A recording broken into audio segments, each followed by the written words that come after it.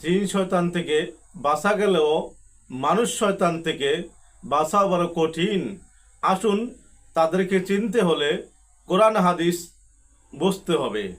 আলহামদুলিল্লাহি রাব্বিল আলামিন, আসসালাতু আসসালামু আলাইকা ইয়া সাইয়্যিদুল মুরসালিন ওয়া আলিহি ওয়া সাহবিহি আজমাইন। সমস্ত প্রশংসা একমাত্র মহান আল্লাহ তাআলার জন্য, এবং লাখো কোটি বরং তার চেয়ে বেশি দুরূদ ও সালাম শ্রেষ্ঠ নবী, প্রিয় নবী, নবীদের নবী, সরকারে দো আলম, নূরে মুজাসসাম রসুলে পাক সাল্লাল্লাহু আলাইহি সাল্লামের উপর। সম্মানিত দিনী ভাই বোনেরা, সম্মানিত বিওয়াস, আশা করি মহান আল্লাহ তাআলার অশেষ রহমতে ভালো আছেন। তাই আসুন শুকরিয়াতান বলি আলহামদুলিল্লাহ। সম্মানিত বিওয়াস, আমরা ধারাবাহিকভাবে দেখতেছিলাম শয়তানের মোকাবেলা ও আল্লাহ প্রাপ্তির উপায়। দেখতে দেখতে ৬২তম পর্বে চলে আসলাম। আসুন নেক নিয়ত করি, শুরু থেকে শেষ পর্যন্ত দেখব, এর উপর আমল করব ইনশাআল্লাহ। হাদিসে বাকে আসছে, কেউ যদি নেক নিয়ত করে তাৎক্ষণিক ফেরেশতা অর্ধেক সওয়াব লিখে দেন, এবং কাজ সমাধা হলে আল্লাহ তাআলা কত দেন উনি ভালো জানেন। তাই আসুন বেশি বেশি নেক নিয়ত করি এবং ভালো জিনিস বেশি বেশি শেয়ার করি। বেশি বেশি শেয়ার করলে নেকি হতে পারে। সম্মানিত ভিউয়ার্স, যারা নতুন দেখছেন অনুগ্রহ করে সাবস্ক্রাইব করে পাশে থাকা বেল আইকনটি ওপেন করে দিবেন। যারা ফেসবুকে দেখছেন তারা অবশ্যই ফলো করতে ভুলবেন না, এবং সওয়াবের আশায় একটি শেয়ার করে দিবেন। বিসমিল্লাহির রহমানির রহিম।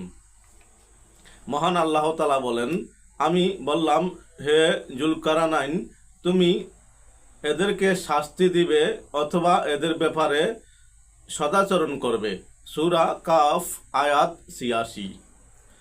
অন্য আয়াতে আল্লাহ তাআলা আরো বলেন, যখন তালুত সৈন্য সমস্ত নিয়ে রওনা হলো, তখন বলল, নিশ্চয়ই আল্লাহ তোমাদেরকে একটি নদী দিয়ে পরীক্ষা করবেন। সূরা বাকারা আয়াত নং ২৪৯।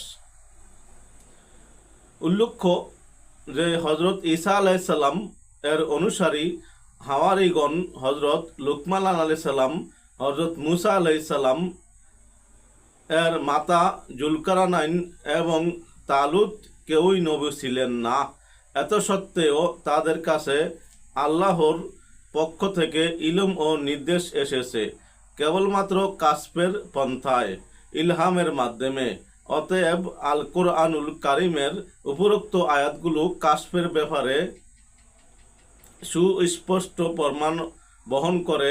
তাই কাসফ অস্বীকার করার অর্থ হলো কোরআনকে অস্বীকার করা। নাউজুবিল্লাহ। কাসফ না হওয়া স্রষ্টা ও সৃষ্টির মাঝে একটি বড় পর্দা। যেমন আল্লাহ তাআলা বলেন, কখনোই নয়, নিশ্চয়ই কাফিররা সেদিন তাদের প্রতিপালক থেকে পর্দায় অন্তরালো থাকবে। সূরা আল মুতাফফিকিন আয়াত নং ১৫।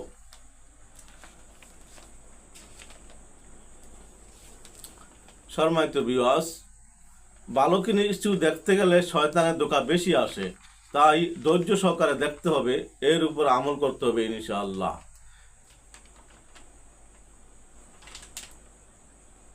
হাদিসে পাকে আসছে, হযরত আনাস রাদিয়াল্লাহু তাআলা আনহু হতে বর্ণিত, মুতার যুদ্ধের শহীদগণের সংবাদ আসার পূর্বেই নবী করিম সাল্লাল্লাহু আলাইহি সাল্লাম হযরত যায়েদ রাদিয়াল্লাহু আনহু, হযরত জাফর রাদিয়াল্লাহু আনহু এবং আব্দুল্লাহ ইবনু রওয়াহ রাদিয়াল্লাহু আনহু এর শাহাদাত বরণের ঘোষণা দিলেন। রাসূলুল্লাহ সাল্লাল্লাহু আলাইহি সাল্লাম বললেন, যায়েদ এবং জান্ডা গ্রহণ করেছে, অতঃপর সে শাহাদাত বরণ করেছে। তারপর জাফর রাদিয়াল্লাহু আনহু জান্ডা গ্রহণ করেছে, তারপর সেও শাহাদাত বরণ করেছে। অতঃপর আব্দুল্লাহ ইবনু রওয়াহ রাদিয়াল্লাহু আনহু জান্ডা নিয়েছে, তারপর সেও শাহাদাত বরণ করেছে। এমনকি আল্লাহর তরবারি সমূহ থেকে একজন তরবারি হযরত খালিদ সাইফুল্লাহ রাদিয়াল্লাহু আনহু জান্ডা নিয়েছে, এবং আল্লাহ তাআলা তাকে শত্রুদের বিরুদ্ধে বিজয় দিয়েছেন। এই ঘটনা বর্ণনা করার সময় রাসূলুল্লাহ সাল্লাল্লাহু আলাইহি সাল্লাম এর চক্ষু মুবারক অশ্রু বর্ষণ করছিল। বুখারী শরীফ হাদিস নং 3547 মিশকাতুল মাসাবিহ।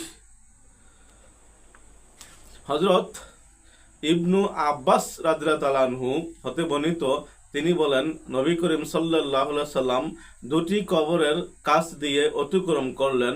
অতঃপর তিনি বললেন, নিশ্চয় তাদের দুজনকে শাস্তি দেওয়া হচ্ছে, আর তারা কোনো বড় গুনাহের কারণে শাস্তিপ্রাপ্ত হচ্ছে না। তাদের একজন পেশাব থেকে বেঁচে থাকতো না, আর অন্যজন চুগলখড়ি করত। তারপর রাসূলুল্লাহ সাল্লাল্লাহু আলাইহি সাল্লাম একটি খেজুর গাছের একটি তাজা ডাল নিয়ে উহাকে দুভাগে ভাগ করলেন। অতঃপর প্রতিটি কবরে একটি করে পুঁতে দিলেন।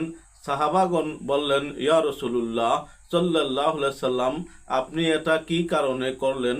তিনি বললেন, এই আশায় যে হয়তো তাদের থেকে আযাব হালকা করা হবে, যতক্ষণ না ডাল দুটি শুকিয়ে যায়।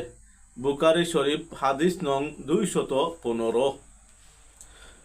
অপর হাদিসে হযরত আবু হুরায়রা রাদিয়াল্লাহু তাআলা আনহু হতে বর্ণিত, নবী করিম সাল্লাল্লাহু আলাইহি সাল্লাম বলেছেন, রাস্তার উপরে থেকে মানুষের জন্য কষ্টদায়ক গাছ কাটার কারণে জান্নাতের মাঝে এক ব্যক্তিকে আমি ঘোরাঘুরি করতে দেখেছি। মুসলিম শরীফ, হাদিস নং 1914, বাইহাকি ফি শুআবুল ঈমান।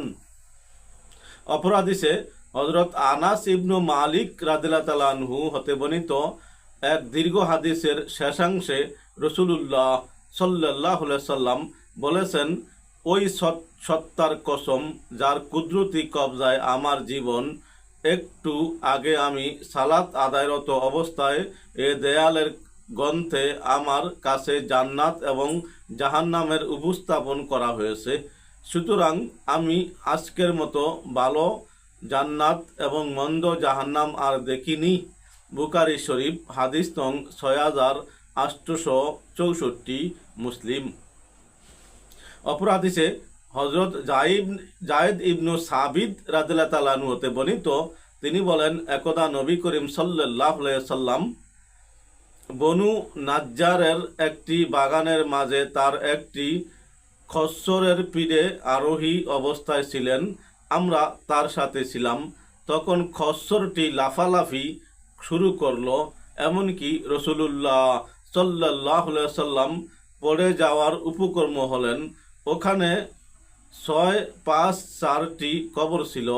রাসূলুল্লাহ সাল্লাল্লাহু আলাইহি সাল্লাম বললেন, এ কবরগুলোর বাসিন্দাদেরকে কে চিনে?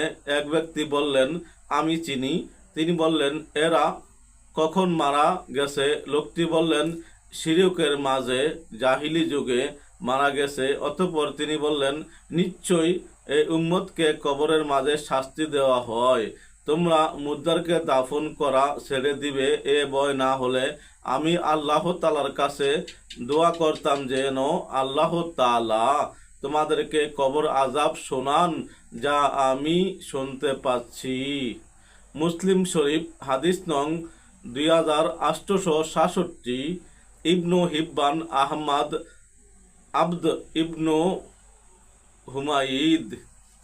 সম্মানিত দিনী ভাই বোনেরা, সম্মানিত বিওয়াস, আসুন আমরা আজকে যা কিছু জানলাম ইনশাআল্লাহ এর উপর আমল করব, দুনিয়া আখিরাতে কামিয়াব হব। সম্মানিত বিওয়াস, উপকার মনে হলে অবশ্যই একটি সাবস্ক্রাইব করবেন এবং ফেসবুকে দেখতে থাকলে ফলো করবেন। পাশে থাকার আহ্বান। আসসালামু আলাইকুম ওয়া রাহমাতুল্লাহি ওয়া বারাকাতুহু।